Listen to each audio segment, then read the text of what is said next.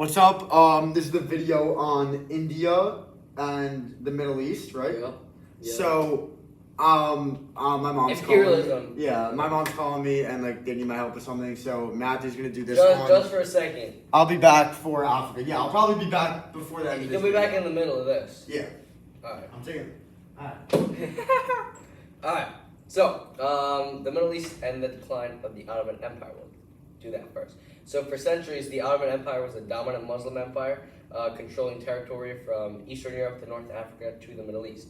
But by the 1800s, it was nicknamed the sick man of Europe because of its slow decline and growing weakness. And again, we know, as you said before, that because of nationalism, because the Ottoman Empire was made up of a bunch of different peoples, and those peoples didn't like each other very much, and they were like, no, we want a self-governing country, and that is what split the Ottoman Empire up. Internal problems included corrupt leadership, slow modernization, and ethnic uprisings from nationalist groups. That is a big thing, like in the Balkans, the fabricating of Europe, and stuff like that. And there were also many external pressures. Again, the Ottoman Empire is an imperialistic nation, but Europe knew that the Ottoman Empire was declining, and they were kind of on the edge. They were, again, creating these spheres of influence. If you get a document on this, and you get a document on Japan, and you get a document on China, again, spheres of influence is a good type of imperialism to talk about. The Crimean War showed how weak the empire had become. That was a war between, I'm not going to BS you, I'm going to look it up. Crimean War. The Russian Empire and the Ottoman Empire. And the Russians won. The construction of the Suez Canal and the Berlin to Baghdad Railway made the region strategically valuable. And again, I don't know if we're going to talk about it here, but Egypt created the Suez Canal, but then Britain kind of coined it. They kind of took over again. That is a big effect of imperialism on these countries that are getting imperialized, a big negative effect. And the reform movements like the Young Turks tried to modernize the empire but failed to save it. If you remember the Armenian genocide that was by the Young Turks, where over 1 million Armenians were killed by the Ottoman government. Again, an example of the genocide. So if you get a document about this and then a bunch of other things, it's very simple to make a connection. Now, this is going to be short and sweet. We're going rapid. Now, on to India. So India's story starts with the decline of the Mughal Empire, which was a powerful Muslim dynasty that ruled much of South Asia. As the Mughals weakened, the British East India Company stepped in. Again, the British East India Company is completely separate from Britain itself. It's not completely separate, it definitely has some ties as it is British, but the government, this is not the government, this is a separate company. And it started as a trade company in the 1600s. It was chartered by Queen Elizabeth, but like legally, it was completely separate. And by the 1700s, it used a strategy of divide and conquer to gain control. What it did is it targeted little areas, and it even pinned areas against each other. It pinned this area against this area, and really was able to take over by crumbling it from the inside. Again, this is another example of how internal what's the word I'm looking for? Internal situations can lead to external pressure and even conquest. Under Robert Clive, the British East India Company expanded their influence across India, collecting spices, tea, cotton, and opium. Again, India has a lot of raw materials. Spices, tea, cotton, and opium, their workers are really skilled. And so Britain really wanted to take control of that, and they slowly began painting the map of India red, which was a phrase that referred to expanding British control across the subcontinent. And eventually, they had complete control. Now, the Sepoy Rebellion. The Sepoy Rebellion was a big turning point. Well, before that, I'm just going to talk to you about how British turned from just, having a little bit of an influence to actually India being a colony. Now, the British, they had military there. They were able to control how society worked. And India is really known for its factories, especially textile factories. So what Britain did is, again, this is another representation of control and how one keeps control. Now, what Britain did is they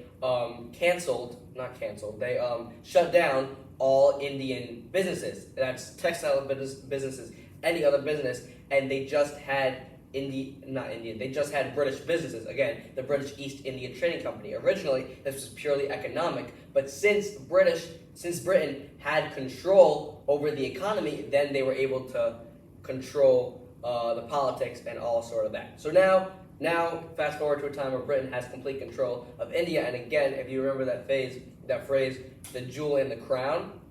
That said, again, like the British Empire is the crown and India is the big jewel on the top, and it refers to the fact that India is Britain's #1 colony. It is the best colony, and Trevor's going to come back with us now, coming back from his phone call. How many? 5 minutes, not bad. Dude, I've been breezing. All right. It's good. I'm so gassed though. Yeah. All right. Do you want me to take over? Yeah, take the Sepoy Rebellion. All right. Where? So, right there. I don't know. The Sepoy Rebellion. Yeah, I'm really gassed about. Which was like a turning point in this whole battle. So, in 1857, the British, they pushed a little bit too hard.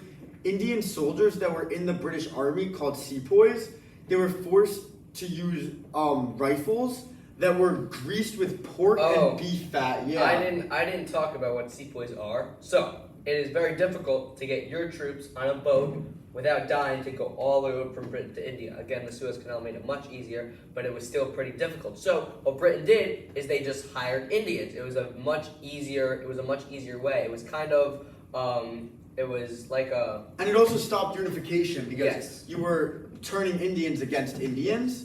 So basically, the fact that they were forced to use grease that was pork and beef fat, it went strongly against the religions, both Hindus and Muslims. So the sepoys were deeply offended by this. Yeah. So what followed was the Sepoy Rebellion, also known as the First War of Indian Independence.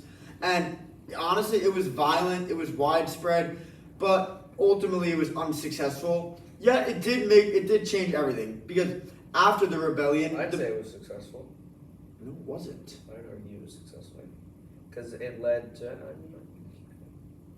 The British government took complete and direct control, beginning the period of what was known as the British Raj, from 1857 to 1947. So that is 90 years that they had full control over India. And India was now referred to as the jewel in the crown of the British Empire, because I'm assuming Matthew talked about the many, many resources that India had and why it was so desirable for Britain. So if you look at their crown, it was really their prized possession. It was their jewel. It was their most valuable colony. So British culture, British education, government, they were all imposed into India, yet they were imposed in unequal and racist ways.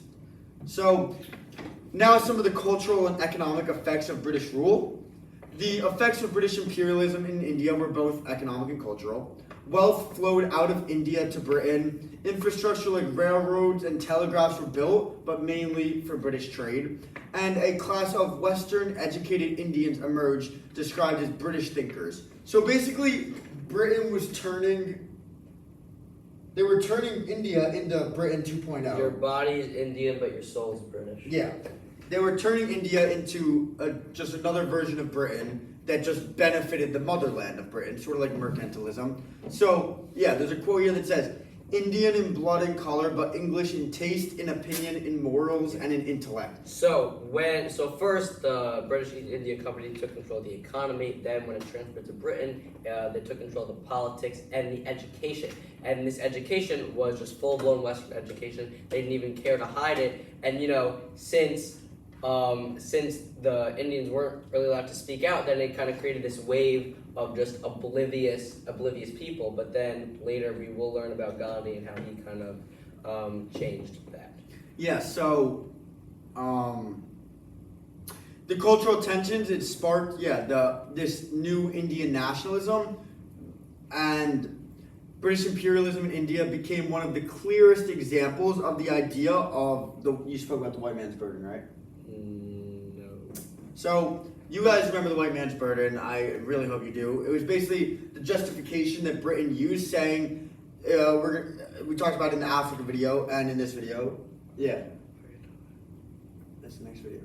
Separate. So, where was I? Yes, white man's burden. It was a justification saying that they need our help. We're just doing the right thing. It was just their ploy. It was their cover up to just And that imperialize ties in it. with social Darwinism. And Darwin was the dude that created evolution. And basically, what that thing is that what that theory is that the better species will survive over the weaker ones. And They believed that they were yeah. that better species and they were helping And the weaker. they depicted the weaker ones as inferior, as like savages, as this uncoordinated, uncultured, barbaric. They used tribes. propaganda. They painted a picture that they were in the right by doing this. Meanwhile, when you look back at it in hindsight, they were very clearly in the wrong. So that's it for India and the Middle East. And thank you guys. Thank you guys so Yeah. much. We're doing this for you. You'd be thanking us. Yeah.